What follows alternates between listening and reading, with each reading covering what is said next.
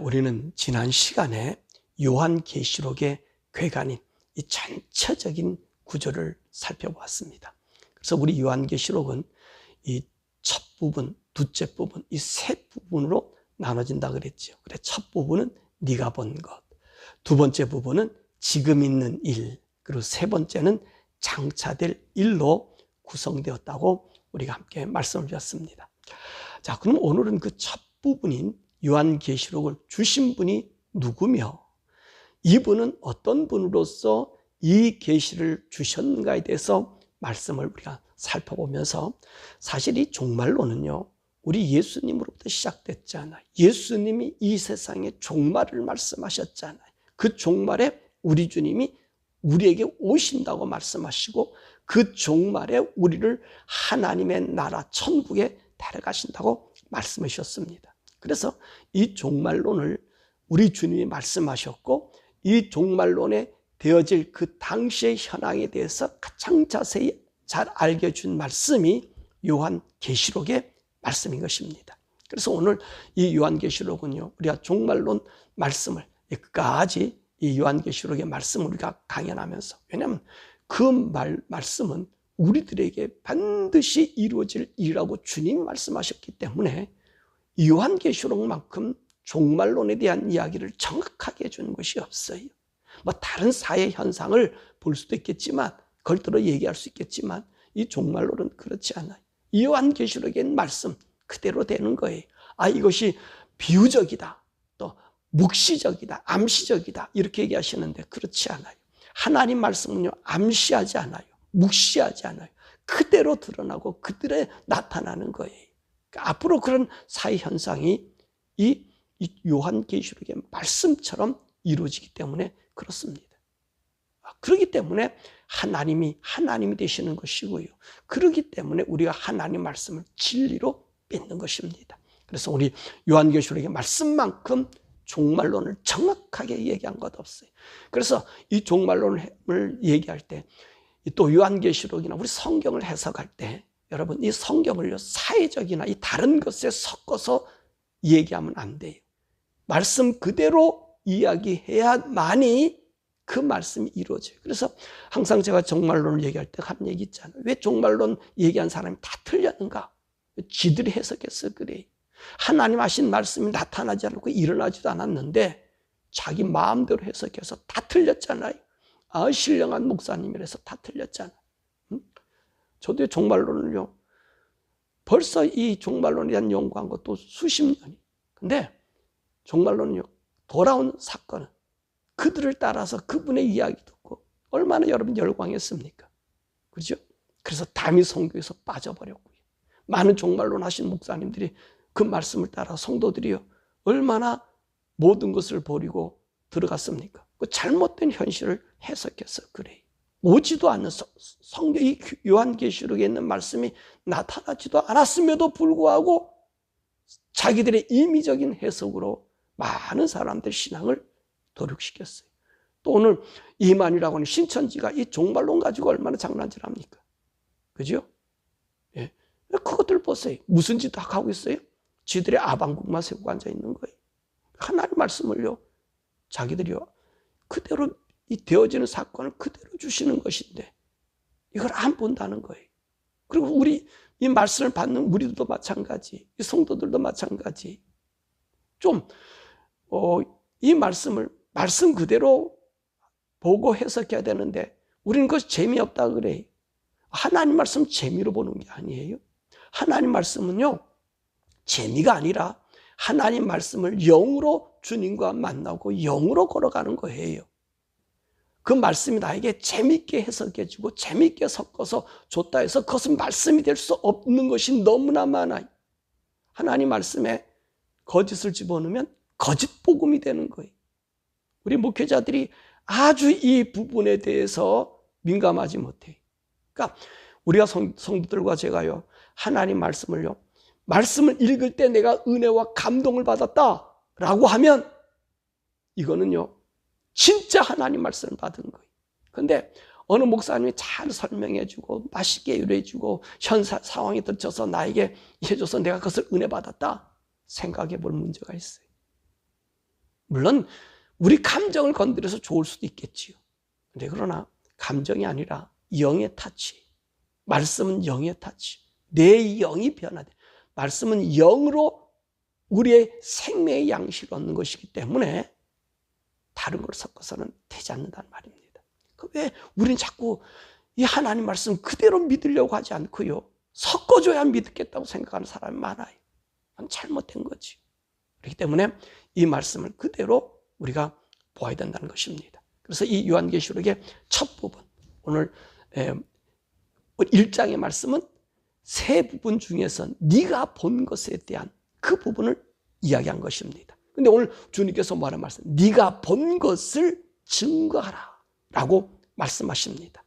우리 기독교는요, 진리를 근거한 사실을 알리는 종교입니다. 이 말은 결코 변할 수 없는 일과 사건이라는 말입니다.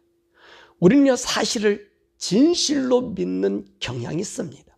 그러나 진실과 사실은 엄연히 다르다는 것입니다.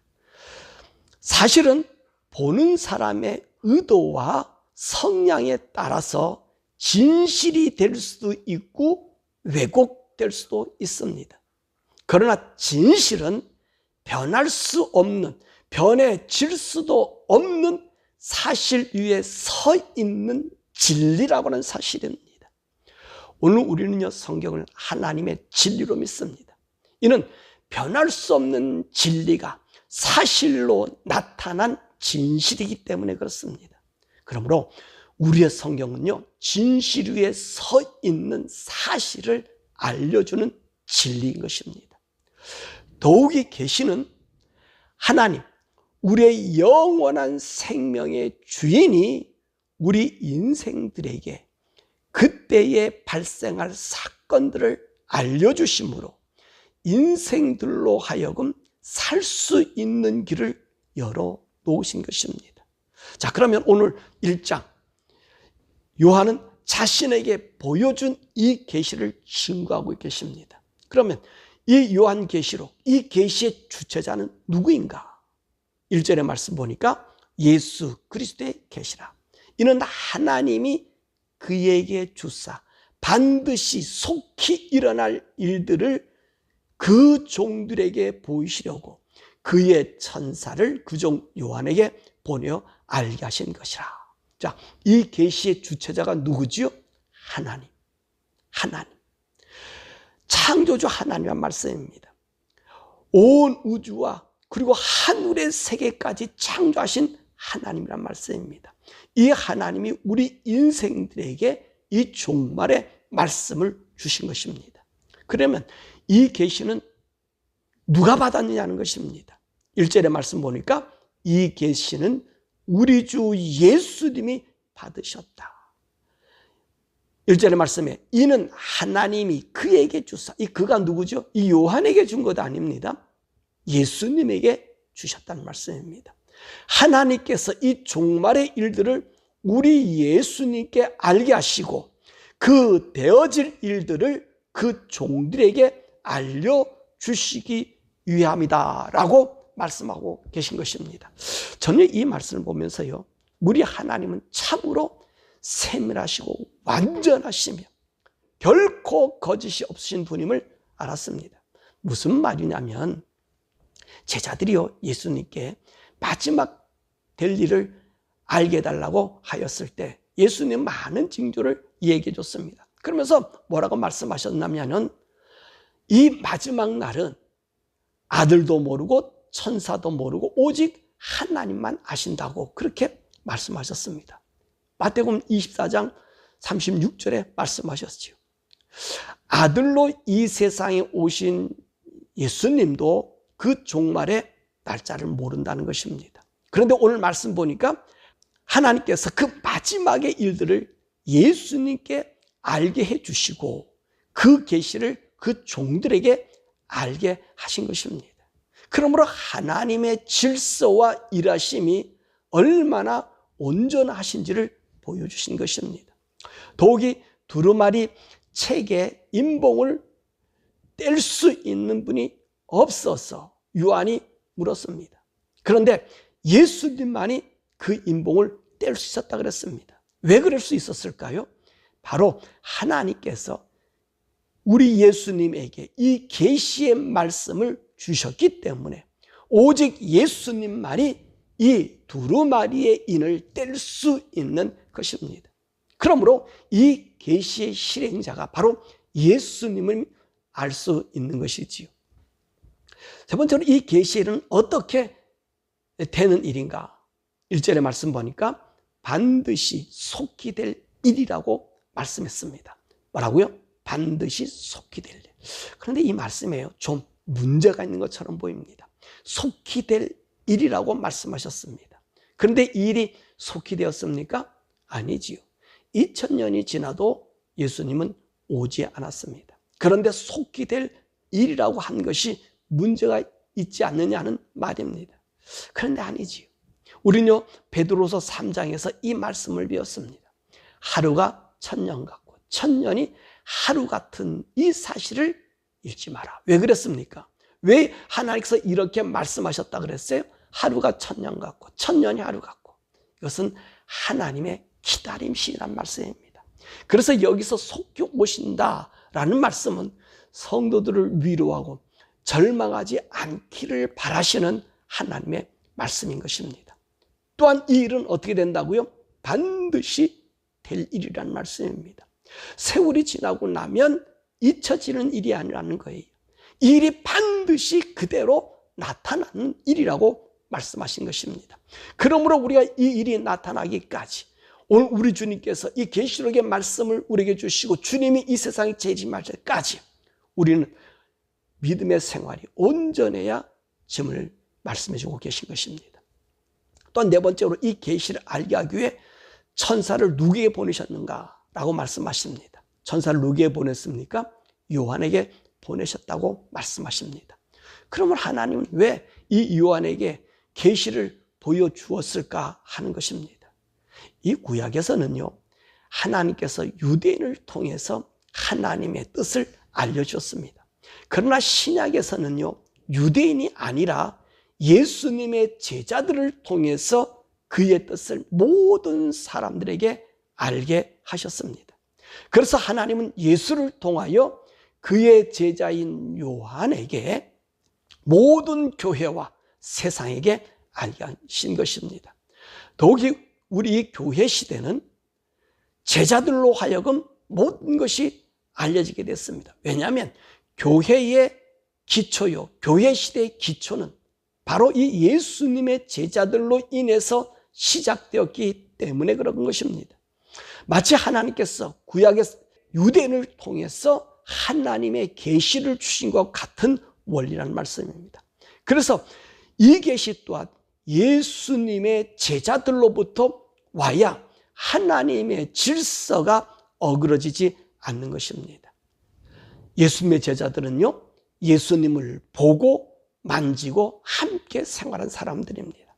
더욱이 이 요한은요, 예수님의 품에 의지하여 식사할 정도로 예수님에 대하여 우리 인간들 중에서 가장 예수님을 잘 아는 분이십니다. 그러므로 요한이 이 계시를 받아 인류에게 주는 것이 아주 정당한 것이라는 말씀입니다. 그래서 예수님은 요한에게 이 계시를 주신 것입니다. 요한은 이 계시를 모든 사람에게 알려주어야 할 사명을 또한 받은 것이지요. 그래서 2절에 요한은 자기가 본 모든 것을 증언하였다라고 한 것입니다. 그러면 요한이 증거한 것이 무엇입니까? 첫 번째, 자기가 천상에서 본 것. 두 번째, 지금 7교회에 나타난 영적인 상태. 그리고 세 번째, 앞으로 있을 마지막 한 일의 사건, 그 상황들을 적어서 7교회에 전달해서 모든 후세 사람들이, 모든 믿음의 사람들이 이 말씀을 지키기 위해서 주었다는 것입니다. 자, 두 번째로 요한은 이 계시의 전달을 따라서 이 계시를 받은 예수님은 어떤 분이라고 지금 고백하고 있습니까? 바로 이 4절에서 8절의 말씀입니다. 4절 말씀 보니까 이제도 계시고 전에도 계셨고 장차 오실 이시며. 자, 이 분은요 어떤 분이시냐면 우리 예수님 이제도 계셨고 전에도 계셨다는 거예요. 그리고 이 보좌 앞에 있는 7 영보다 먼저 계신 분이 누구지요? 우리 예수님이라는 것입니다. 오늘 보좌 앞에 있는 7 영, 이건 하늘의 체리빈 천사들로서 하나님을 호위하면서 하나님 직은에서 섬기는 스랍 천사를 말씀하고 계신 것입니다. 그런데 우리 예수님 어떤 분이셔요? 이런 스랍 천사보다 먼저 계신 분이라고 말씀하고 계신 거예요. 그러니까 그분이 누구셔요? 바로 하나님 자신인 것을 말씀하고 계신 것입니다. 그리고 우리 예수님을 뭐라고 표현했냐면 충성된 증인으로서 죽은 자 가운데서 먼저 나시고, 이 말씀 무슨 말이냐면 우리 인간으로 태어나셔서 하나님을 증거하시다가 십자가에 죽으시고 그 죽은 자들 가운데서 가장 먼저 죽음에서 부활하시어 하늘나라에 가신 분이라는 말씀입니다. 그래서 이 말씀의 표현을 고린도서 15장 20절에는 잠자는 자들의 첫 열매다, 그렇게 말씀하십니다. 또 우리 예수님 뭐라 말씀하셨습니까? 그 말씀에 보면 땅의 임금들의 머리가 되신 분이다, 그렇게 말씀하셨어요. 왜 그렇습니까? 땅의 모든 세력들은 다 죽음을 면할 수 없지만 예수님은 죽음을 정복함으로 헛된 세상의 왕이 아닌 영원한 왕이 되셨음을 증거하는 것입니다. 또한 우리 예수님은요 5절 하반부부터 6절까지 우리를 사랑하사 그의 피로 우리 죄에서 우리를 해방하시고 그의 아버지 하나님을 위하여 우리를 나라와 제사장으로 삼으셨다, 그렇게 이야기하고 계십니다. 예수님 왜 우리 왕이 되십니까? 그분은 우리 죄를 위하여 자신을, 우리의 모든 죄를 지시고 십자가에 죽으심으로 우리 죄를 사하여 주시고 죄를 정복한 왕이 되었기 때문에 그분이 우리의 왕이 되는 것입니다. 더욱이 이 죽음으로 인하여 우리를 하나님께 속한 사람으로 천국 백성으로 만들어 주신 것입니다. 이 천국 백성이 되었다는 말은 우리가 하나님의 자녀가 되었다는 말씀입니다. 왜 우리가 하나님의 자녀가 될 수 있었습니까? 하나님께서 모든 피조물을 창조하였지만 오직 인간만을 위해 십자가에 죽으심으로 우리를 그의 영광 속에 있게 하였다는 것입니다. 더욱 우리가 하나님의 자녀로서 가진 특권 중에서 오늘 본문의 말씀에서 가장 황홀한 것이 뭔지 아십니까? 바로 우리가 우리 죄를 용서받게 하는 제사장으로 만들어 주셨다는 사실입니다. 이것은요 도저히 피조물로서 생각할 수 없는 일입니다. 이 제사장의 역할이 뭡니까? 오직 아들, 하나님 아들 예수님만이 하실 수 있는 일을 우리에게 주셔서 우리로 하나님의 아들임과 동시에 영광스러운 피조물임을 선포하는 것입니다. 그래서 이사야서 43, 7절에 뭐라 말씀하세요? 내 이름으로 불려지는 모든 자 곧 내가 내 영광을 위하여 창조한 자를 오게 하라. 내가 그를 지었고 그를 내가 만들었느니라. 그래서요 하나님은요 우리 인간을 향하여 나의 영광을 선포하는 자다라고 말씀하신 것입니다. 왜 그러죠? 우리를 하나님의 자녀로 만들어 주시고 우리를 제사장으로 만들어 주셨기 때문에 그렇습니다. 이 더 나아가 요한은요 예수님은 어떤 분이라고 고백합니까? 7절의 말씀입니다. 볼지어다 그가 구름을 타고 오시리라. 각 사람의 눈이 그를 보겠고 그를 찌른 자들도 볼 것이요 땅에 있는 모든 족속이 그로 말미암아 애곡하리니 그러하리라. 아멘. 이게 무슨 말씀입니까? 그분이 이 땅에 다시 오시겠다는 약속하신 그 약속을 이루어 주시는 분이라고 말씀하시는 것입니다. 요한요 이렇게 예수님을 믿고 고백하고 있습니다. 사실 이 고백은 우리의 고백이 되어야 되고 우리의 희망이 되어야 되고 우리의 믿음이 되어야 된다는 말씀입니다. 그리고 이 고백을 인정해 주시는 분이 누구시죠? 바로 하나님께서 이것을 증거해 주신다는 말씀입니다. 바로 8절의 말씀이잖아요. 주 하나님 이르시되 나는 알파와 오메가라. 이제도 있고 전에도 있었고 장차 올 자요 전능한 자라 하시더라. 바로 주 하나님께서 우리에게 이 고백을 인정해 주시고 또 모든 피조물과 천상이나 우주에나 가장 먼저 계신 우리 하나님께서 우리 이 고백을 받아주신다는 것입니다. 그러니까 요한이 알고 고백하기를 오늘 우리 주님을 뭐라 증거하시는 거예요? 그가 하나님의 본체이심을 우리에게 알려주신 것입니다. 자, 그러면 우리 예수님은 하나님의 나라에서 어떤 모습을 하고 있을까? 오늘 10절에서부터 16절에 이야기하고 계십니다.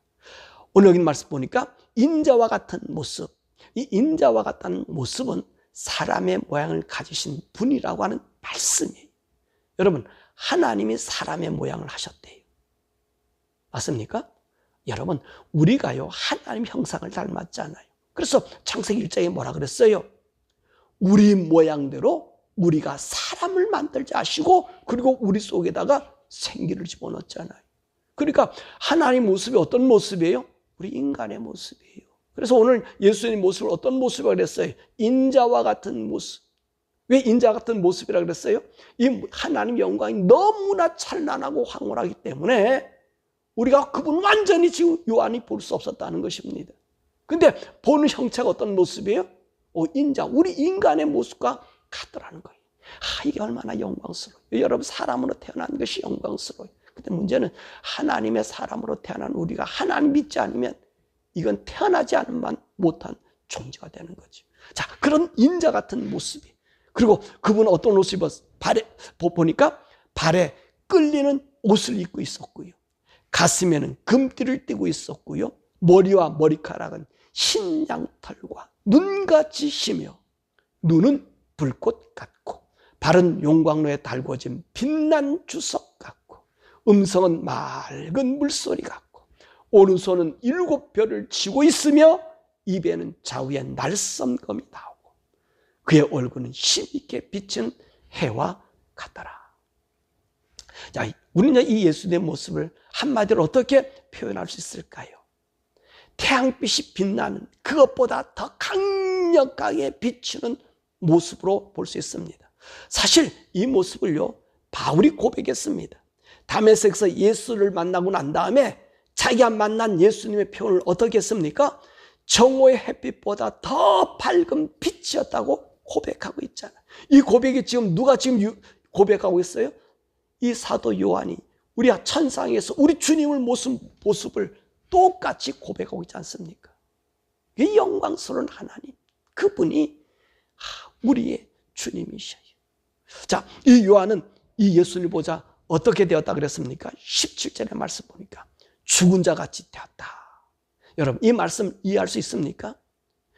이 하나님의 형상, 이 이상 중에 지금 요한의 예수님의 그 형상을 본 거예요. 그런데 죽은 자 같이 되었다는 거예요. 왜 죽은 자가 되었을까요? 그 영광이 너무너무나 크기 때문에 우리 눈으로 볼 수 있는 영광의 빛이 아니기 때문에 그렇다는 것입니다. 여러분 기억하고 있나요? 모세가 십계명을 받고 하나님 말씀을 받으러 이 시내산에 올라갔었을 때에 모세가 뭐라고 얘기합니까? 하나님 좀 보게 해주십시오. 그랬더니 하나님 뭐라 말씀하셨어요? 나를 보고 살 자가 없다 그랬잖아요. 그러고 나서 우리 하나님께서 어떻게 하셨어요? 바위 사이로 지나가시면서 하나님의 등을 보여줬어요. 자, 하나님 등을 본 이 모세, 오늘 이스라엘 백성에게 두 돌비를 받아가지고 내려왔을 때 이스라엘 백성들이 어떻게 했습니까? 이 모세를 보고 두려워서 다 도망쳐갔습니다. 또 모세가 그 회막에서 나올 때 그 얼굴에 빛나기 때문에 도저히 있을 수 없어서 그들이 도망갔단 말이에요. 그러니까 모세가 어떻게 했습니까? 그들을 만날 때 항상 얼굴에 가리고 그 백성을 만났습니다. 자, 이런 하나님의 등을 본 모세도 그 얼굴의 영광의 빛이 빛나서 보지 못했는데 요한은 어떻습니까? 지금 하나님의 영광을 직접 보았다는 말씀입니다. 그러니까 그 영광을 보니까 도저히 그 앞에 설 수 없어요. 그래서 그가 죽은 상태로 빠지게 됐다는 것입니다. 바로 이분이 우리 예수님이십니다. 그래서 천국은요, 이 예수님의 영광빛, 그 빛 자체이기 때문에 이 세상에 태양이 소용이 없다는 거예요. 마지막 우리 요한계시록에서 말씀하잖아요. 이 땅의 빛이 천국에는 더 이상 빛이 필요 없고 그분의 영광이 비춰져서 온 하늘을 밝히더라는 거예요. 그걸 지금 얘기하고 계신 거예요. 자, 이런 예수님이 자신을 어떻게 소개하고 있을까요? 17절, 18절의 말씀이잖아요. 나는 처음과 마지막이다. 나는 살아있는 자다. 나는 전에 세상에 있었을 때에 죽었던 자다. 그러나 나는 영원히 살아있는 자다. 그리고 또한 중요한 사실, 나는 사망과 음부의 열쇠를 가지신 분이다. 그렇게 말씀하고 계신 것입니다. 그러므로 이 예수님이 어떤 분이셔요? 하나님 자신, 바로 창조주 하나님인 것을 말씀해주고 계신 것입니다. 여러분이 얼마나 뜨거운 말씀입니까? 우리 예수님이 바로 창조주 하나님이십니다. 만물의 주인이십니다. 만상의 주인이십니다. 그 주인인 예수님이 나 같은 인생을 위하여 죽으시고 나의 죄를 없이 해주시고 그분의 자녀를 만들어주시고 더 황홀한 것은 그분 예수님이 우리를 뭐라고 불렀어요? 친구라 불러주셨어요. 그런 친구 같은 인생으로 만들어주셨단 말입니다. 이 얼마나 큰 영광입니까? 뭐 얼마나 큰 영광. 그분이 우리 예수님이셔요. 여러분들이 지금 이 세상에 사는데 쫄쫄하게 보일 수도 있어요. 하나님 말씀 안에 살고 의 가운데 진리 가운데 죄에서 떠나려고 거짓 안 하려고 그렇게 사는 거 얼마나 쫀쫀하게 보여요. 대범하지 못하게 보이잖아요. 근데 보세요. 우리가 왜 그렇게 살아요? 그분의 영광 가운데 있으려고. 그분의 영광 속에 우리가 살려고. 그 하나님 안에 있으려고 그렇게 사는 거예요. 화려하게 사는 걸 우리 원치 않아요. 우리는요, 쫄쫄하게 저 사람들이 우리 빈자리 하더라도요, 우리는 어떻게 살아요? 하나님 의 가운데 산다. 그래야 이 영광 속에 들어가는 것 아닙니까? 여러분, 이런 존귀함을 잊어버리지 마시길 바랍니다.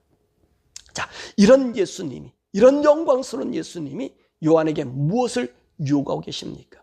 19절에서 20절의 말씀이 19절. 그러므로 내가 본 것과 지금 있는 일과 장차 될 일을 기록하라. 이 말씀 뭐라고 그래요? 지금 요한계시록을 기록하란 말씀입니다. 그러므로 이 요한계시록은 예수님이 직접 요한에게 앞으로 될 일들을 자세히 보여주시고 기록하고 알려주시는 것입니다. 자, 그럼 이 서신들을 어디다 보내라고 했죠? 11절의 말씀 보니까 이르되 내가 보는 것을 두루마리에 써서 에베소, 서보나, 버가모, 두아디라, 사대, 빌라델비아, 라오디게아 등 7교회에 보내라. 그렇게 말씀했습니다. 여기서 이 편지를 받은 사람들이 소아시아 지역의 사람들이에요. 이때가 아마도 도미티아누스 황제에 의해서 박해가 시작됐을 것입니다.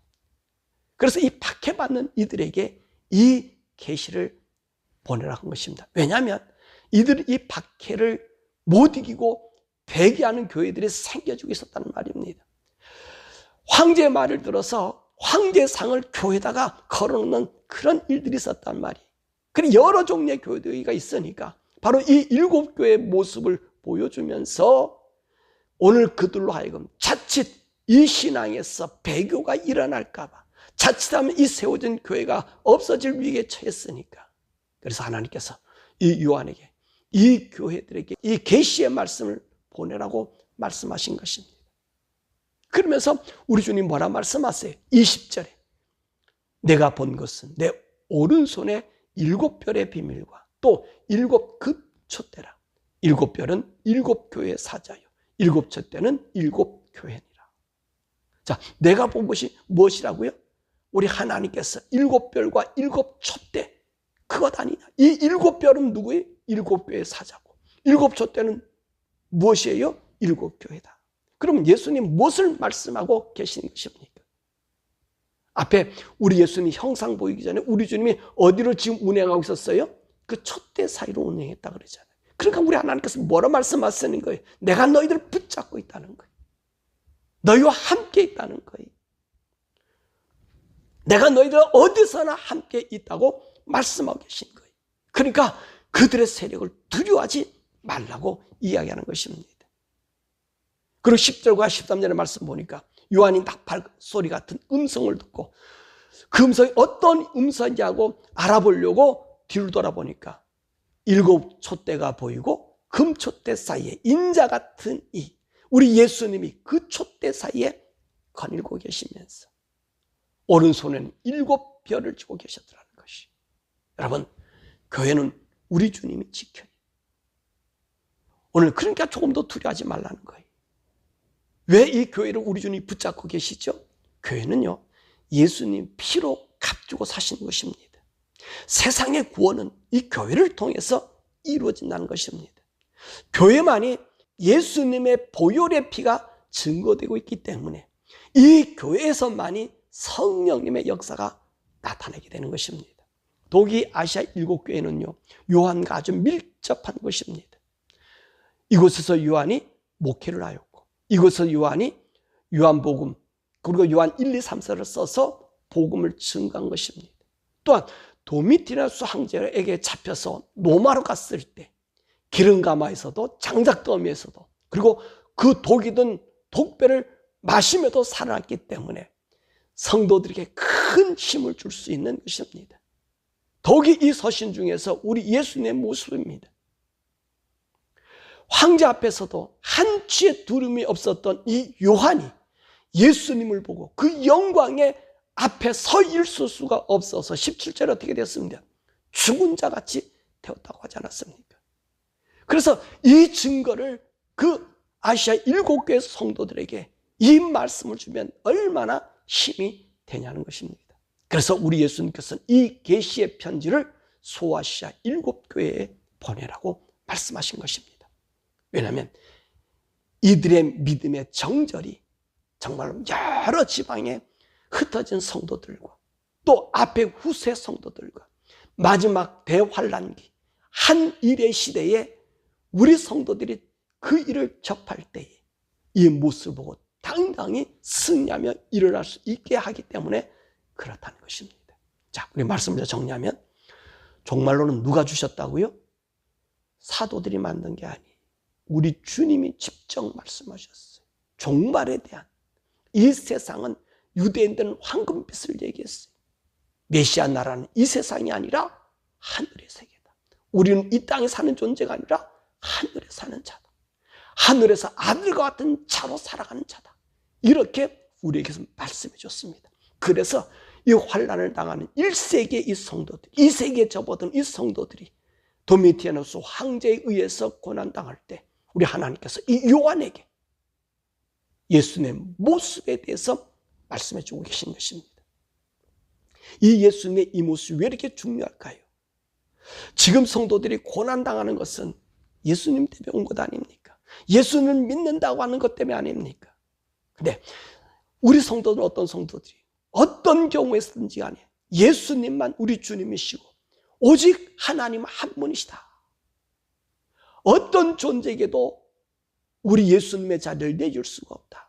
그런데 이 도미티아누스 황제는 뭐라 그럽니까? 자신이 하나님이라고 그러고요. 자신을 섬기라고 하고 있습니다. 이런 이들의 이 명령을 거부함으로 오늘 우리 기독교인들, 우리 초대교회 성도들이 환난이 온 것 아닙니까? 이 믿음 때문에 성도 심한 박해를 받고 있는 것 아닙니까? 그런데 하나님은 이 요한에게 예수님의 존재를 보여주심으로 예수님을 배반하는 일 없이 그 영원한 영광의 나라에 들어갈 수 있는 그 모습을 우리에게 주고 계신 것입니다.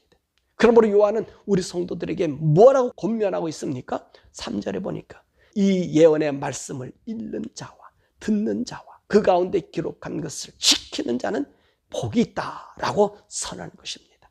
이 예언의 말씀뿐만 아니라 우리가 하나님의 말씀을 읽고 듣기를 좋아한다고 하면 우리의 영적인 삶도 풍성해질 것입니다. 더욱이 우리가 하나님 말씀을 읽고 듣는 것보다 그 말씀을 지켜 행하여 산다면 우리들에게 나타날 그 복은 얼마나 크겠냐는 것입니다.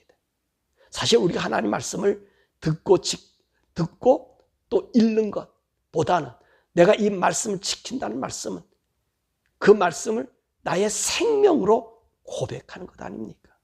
그렇습니다. 저와 여러분이 하나님의 자녀로서 생명을 가졌느냐 안 가졌느냐는 이 말씀을 지켜 행하느냐는 것. 이것이 중요한 거예요. 사람 들을 수도 있고 읽을 수도 있어요. 근데 지켜 산다는 것은 나의 생명과 바꾸는 거예요. 이것이 믿음이라는 것입니다. 사랑하는 여러분, 저 여러분들이 우리 예수님 믿는 이 믿음 어떠한 형편에서든지 버리지 마시고 예수만이 우리의 왕이십니다. 우리가 우리 주님이 재림하신 그날에 참으로 영광스러운 하나님의 자녀, 그 영광스러움 우리에게 주지 않았어요? 그 영광스러움 우리에게 입혀주지 않았어요? 그 영광스러움 하나님의 아들의 모습으로 우리 주님을 만나는, 그래서 의의 영광의 멸관을 쓰는 우리 모든 하나님의 자녀가 되기를 주의 이름으로 축원합니다.